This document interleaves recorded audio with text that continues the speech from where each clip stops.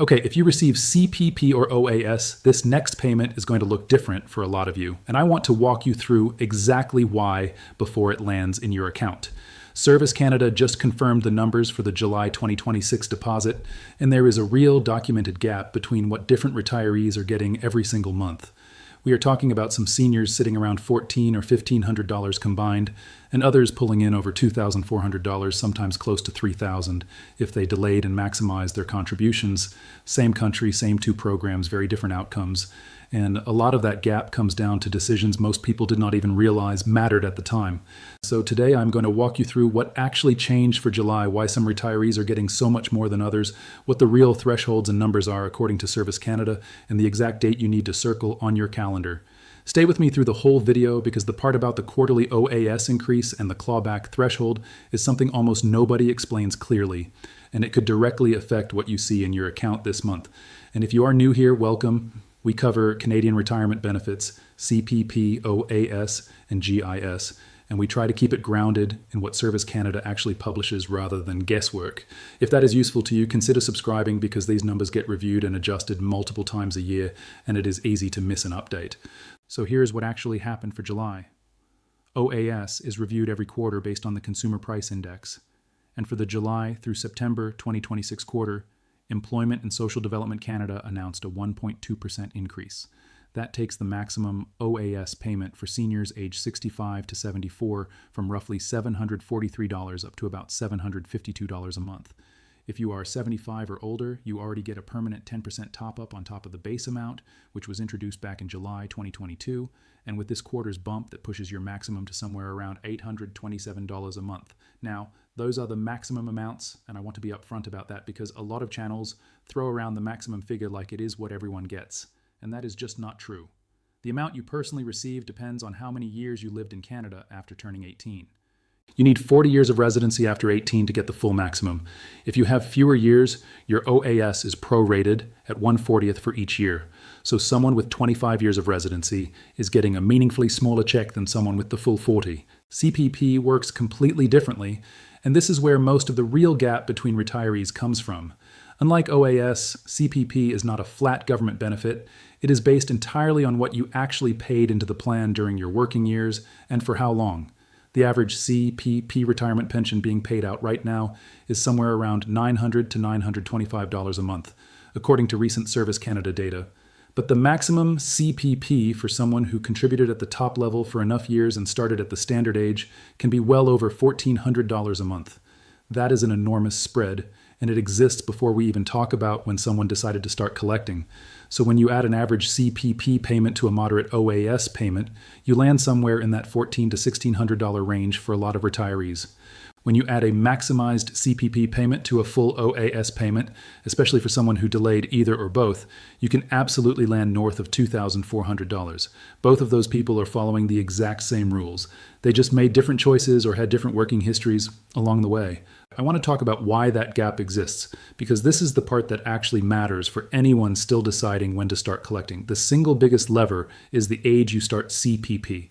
If you start at 60, your monthly amount is permanently reduced compared to starting at the standard age of 65, and that reduction locks in for the rest of your life. It does not correct itself later. If you wait past 65, your CPP increases by 0.6% for every month you delay, which works out to 7.2% per year. If you wait the full 5 years until age 70, that adds up to a 36% increase over what you would have received at 65. 36%, not more, not less. That is the actual confirmed number from Service Canada, and it is worth being precise about because I have seen other channels round that up. On an average CPP payment of around $900, a 36% increase works out to roughly $324 extra every single month for as long as you live. Whether delaying makes sense for you personally really depends on your health and how long you expect to need that income, and generally the break-even point between starting at 65 versus 70 lands somewhere around age 82, so it is worth actually running your own numbers rather than assuming one choice is automatically better. On top of the timing decision, there is the CPP enhancement that has been phasing in since 2019. If you were working and contributing after that year, a portion of your contributions has been going toward an enhanced CPP benefit that pays out more than the base program ever did. That enhancement is designed to eventually bring CPP up to replacing about a third of your average work income instead of the original quarter. So younger retirees who worked through those enhancement years genuinely are seeing higher numbers than people who retired a decade or two ago, and that is not a mistake or a glitch. It is the program doing what it was built to do. For 2026, the earnings ceiling that CPP contributions are based on, called the year's maximum pensionable earnings, sits at $74,600, up from $71,300 the year before, with an additional higher tier reaching up to $85,000 for higher earners. If your income was near or above that ceiling for most of your working life, that is another reason your eventual CPP lands well above average. Now let us get into the July payment date, because this is what most of you actually clicked on this video for.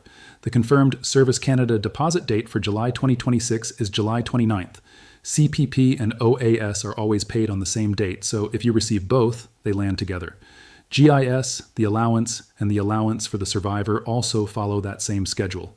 If you are set up for direct deposit, the money typically shows up in your account by midnight on the payment date, and most people see it before 9 in the morning. If you are still receiving a paper check, budget a few extra business days for it to arrive, and if it has been more than 5 to 10 business days past the date with nothing showing up, that is when Service Canada wants you to actually contact them, not before, since a lot of near-miss reports turn out to just be normal processing time. And if you have not switched to direct deposit yet, this is genuinely one of the easiest changes to make through your My Service Canada account, and it removes an entire category of delay risk that a mailed check carries. Let's talk about the OAS recovery tax, because this trips people up every single year and the numbers actually shift depending on which period you are looking at. For the recovery tax period running from July 2025 through June 2026, the threshold was net income above $90,997. But starting with the period based on your 2026 income, which affects payments from July 2026 through June 2027, that threshold moves up to $95,323.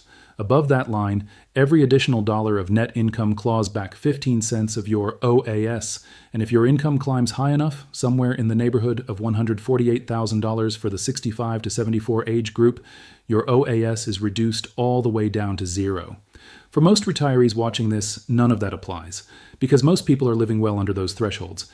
But if you have significant RRSP or RRIF withdrawals, rental income, or investment income layered on top of CPP and OAS, this is exactly the kind of thing worth sitting down with a tax professional about, because there are legitimate strategies like income splitting with a spouse that can reduce how much of your OAS actually gets clawed back.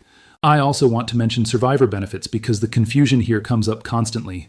If you lost a spouse and you are receiving a CPP survivor pension in addition to your own CPP retirement pension, there is a combined maximum you cannot exceed. So it is not as simple as adding two full pensions together.